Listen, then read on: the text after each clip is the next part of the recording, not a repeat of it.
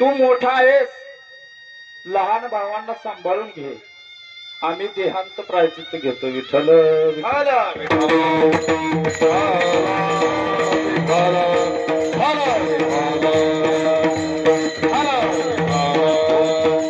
महाराज सर्वजण ते चौघांना समजलं रडू लागले, तिघांना समजलं रडू लागले. मुक्ताईला कुणी सांगायचं, कुणी सांगायचं?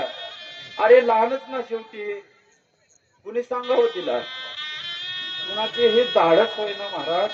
मुक्ती उठली आणि म्हणाली, दादा आई कुठे रे? विठ्ठल चला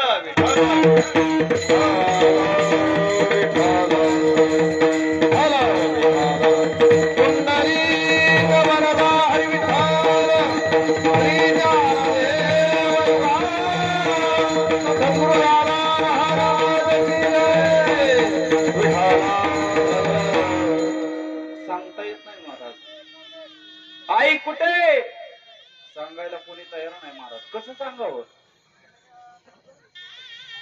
महाराज? सर्वत्र ते मुक्ताईने आग्रह केल्यानंतर सांगितलं, मुक्ते आता आई परत येणार नाही, बाबा परत येणार नाहीत म्हटल्याबरोबर मोठ्याने आंबरडा फुलला. कुठे गेलेत? कायमचे गेले का? आता नाही येणार. ते सर्वत्र पळू लागले. महाराज मुक्ताई जेवढी गावातील बाई दिसावी तिच्या पदराला जाऊन धरावं. छोटी ना आणि म्हणावं आई, माघारी पाहिलं तर दुसरीच बाई. अशी अवस्था झाली महाराज.